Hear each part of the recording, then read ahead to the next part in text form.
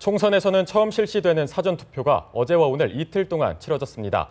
투표율이 오후 5시 현재 11.37%로 비교적 높은 투표율을 보였는데요. 네, 정치부 박경준 기자와 함께 사전투표율 결과를 좀 분석을 해보고요. 총선에는 또 어떤 영향을 미칠지도 미리 얘기 나눠보도록 하겠습니다. 어서 오십시오. 네, 안녕하세요.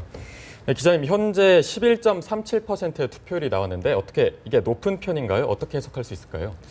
상당히 좀 높은 편이라고 할 수 있습니다. 제가 방금 스튜디오에 들어오기 전까지 좀 최종 투표율을 확인하다가 미처 5시 투표율만 확인하고 들어왔는데 11.37%거든요. 이 수치가 지난 지방선거 때 최종 투표율 11.49%에 육박한 수치입니다. 이미 1시간을 덜 집계했는데도 이미 최종 2년 전 지방선거 투표율, 사전 투표율과 근접한 수치라고 하면 상당히 높은 수치겠죠. 아무래도 지방선거 때와 또 총선과는 유권자들의 관심이 다르기 때문에 그런 게 반영이 됐다고 할 수 있겠는데, 아무래도 지방선거의 경우는 시도지사와 같은 광역단체장을 제외한다면 기초단체장이나 기초의원에 대한 관심이 좀 줄어드는 게 사실이거든요. 하지만 국회의원 선거는 내 동네 국회의원을 뽑는다는 그런 중요성 때문에 아무래도 관심이 높아질 겁니다. 특히나 이번 선거는 공천 과정에서 이슈나 뉴스들이 상당히 많이 있었고요. 또 일여다야 구도 속에서 워낙 판세가 박빙인 곳이 많이 있었기 때문에 자연스럽게 사전투표의 투표율도 높아지지 않았나, 이렇게 분석을 해봅니다. 네, 지금 화면을 보니까요. 사전투표가 지금 종료가 돼서 철수하고 있는 서울역 투표소의 모습입니다. 잠시 후면 이제 최종 투표율이 집계될 것으로 보이는데요. 그러면 일단 이 5시 기준의 투표율 11.37%를 고려했을 때 이 같은 투표율이 여야에는 각각 어떻게 작용할지도 미리 예상을 해볼 수 있을 것 같은데요. 그렇습니다. 여야가 5시, 6시까지 나온 사전투표를 갖고 이제 각자 이해득실이 어떤지를 따져보느라 상당히 분주하게 돌아갈 겁니다. 전략 단위에서요. 저도 오늘 점심시간을 이용해서 근처에서 사전투표를 하고 왔는데 확실히 젊은 층의 모습이 많이 보이더라고요. 그래서 투표율이 높다고 하면 되게 젊은 층이 많이 투표를 했다는 걸로 분석을 할 수 있는데, 또 그런 게 정설이고요. 글쎄요, 또 젊은 층 못지않게 5, 60대 유권자들도 투표를 상당히 많이 했다고 보는 게 맞을 겁니다. 왜냐하면 사전 투표를 할 정도라면 정치에 굉장히 관심이 많은, 또 적극적으로 자기 의사를, 정치적 의사를 표현하는 층이거든요. 그래서 이런 적극적인 유권자들이 5, 60대, 또 장년층, 노년층이 많이 있기 때문에 이분들도 사전 투표를 많이 했다고 볼 수도 있고요.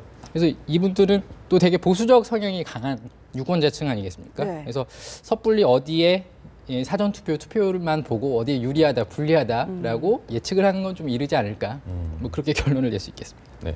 지난번 지방선거 때를 보면은 20대 사전투표가 가장 많았던 걸로 나와 있는데 이번에는 어떨까요? 방금 말씀하신 지방선거 때 사전투표의 연령대별 투표율은 이미 수치로 공개가 됐었습니다, 당시. 당시 투표율을 보면 20대가 15.97%로 가장 높았고요. 그 다음이 60대입니다. 12.22%. 그리고 50대, 40대, 30대 순으로 이렇게 낮아지는데요. 장년층, 노년층은 사전투표를 안 할 것이다 하는 일부의 예상도 있긴 합니다, 분명히. 그런데 선관위에서 홍보를 이번에 상당히 많이 했습니다. 또 인기 스타들을 동원해서 광고도 많이 했고요. 그래서 이번 사전투표에서는 나이가 드신 분들도 사전투표하는 요령이라든가 그런 시기라든가 방법을 이미 다 알고 계셨을 겁니다. 그래서 저도 좀 정확한 결과를 알고 싶은데, 지난 지방선거 때와는 다르게 선관위가 이 연령대별 투표율을 4월 13일에 투표가 종료가 된 다음에 공개를 하겠다고 하더라고요. 지난 지방선거 때는 5월 31일에 사전투표가 종료가 된 다음 날 바로 공개를 했거든요. 근데 미리 공개가 된 연령대별 투표율이 본선거, 본투표에 영향을 미쳤을 수도 있다는 분석이 있었던 것 같습니다. 그래서 이번에는 미리 공개를 하지 않는다고 알려왔습니다. 네, 그러면 일단 지금 5시 기준의 투표율을 두고요. 지역별로 투표 결과를 좀 분석을 해보도록 하겠습니다. 가장 눈에 띄는 부분이 호남에서 투표율이 높은데요. 이렇게 투표율이 좀 상대적으로 높게 나타나는 그 이유는 뭐라고 볼 수 있을까요? 아무래도 좀 어느 정도 예견이 됐던 상황입니다. 호남에서의 높은 사전투표 투표율은요.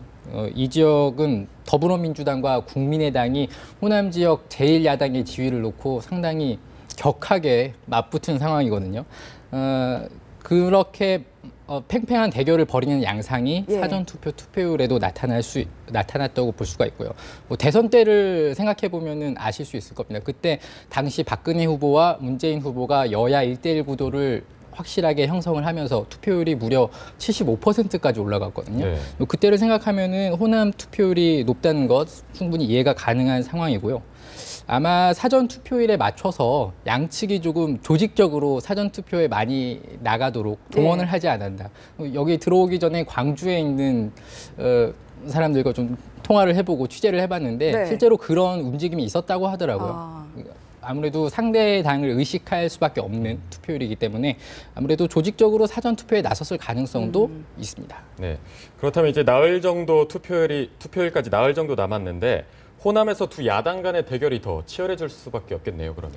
이렇게 투표율이 높아지면 더불어민주당이든 국민의당이든 항상 보수적으로 생각을 할 수밖에 없습니다. 네. 우리 당 지지자가 아니라 네. 상대당 지지자가 투표소에 더 많이 나갔을 거라고 이렇게 보수적으로 판단을 할 수밖에 없기 때문에 어떻게 보면 남은 한 표라도 우리 지지자를 한 명이라도 투표소에 끌어내야 되지 않겠습니까? 아무래도 김종인 대표든 국민의당 안철수 대표든 뭐 호남에 한 번 더 내려갈 가능성도 있겠고요. 만약에 가지 못한다고 한다면은 어떻게 해서든지 메시지라든지 아니면은 그런 공중전을 통해서 호남에 있는 자기의 지지자들을 투표소로 오게 하는데 아마 전력을 다할 것으로 보입니다. 네, 이번에는 여당 텃밭 얘기를 좀 해보겠습니다. 새누리당의 텃밭, 이 부산 지역의 사전 투표율은 낮은 것으로 나타나고 있는데요. 이렇게 투표율이 조금 상대적으로 저조한 이유는 뭐라고 볼 수 있을까요? 부산의 예. 투표율이 이번 5시까지만 봤을 때 부산의 네. 투표율이 가장 낮게 나왔거든요.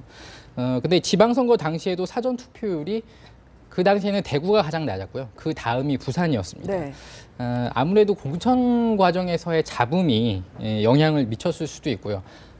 그다음에 이 지역 선거에 영향을 미쳤던 이슈 중에 하나가 신공항 이슈입니다. 동남권 신공항을 놓고 이제 대구 경북 지역과 또 부산 지역이 대구 경북 지역은 뭐 밀양이다, 뭐 부산은 가덕도 신공항이다 이렇게 그 의견 대립이 있는 상황인데 대구의 조원진 후보가 약간 밀양에 유치할 수 있다는 뉘앙스로 얘기를 하면서 부산에 있는 유권자들이 상당히 반발하는 그런 사례가 있었거든요. 이것 때문에 부산 민심이 새누리당에 아무래도 좀 반발하는 분위기가 있었고 이것 때문에 뭐 지지층들이 등을 돌리면서 투표에 나서지 않았을 가능성도 생각해 볼 수 있습니다. 네. 네, 대구 지역 투표율이 평균보다 낮게 나온 반면에 경북 지역은 평균보다 높게 나왔는데 어떻게 해석할 수 있을까요? 방금 그 새누리당 공천 말씀드렸는데 예. 대구 지역이야말로 새누리당의 공천 내용을 가장 가까이에서 지켜본 유권자들일 겁니다. 네.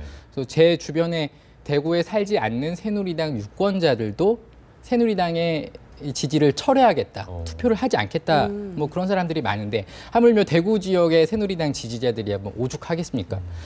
그걸 더 체감했던 유권자들의 지지층 이탈이 더 심하게 나타날 수도 있고요.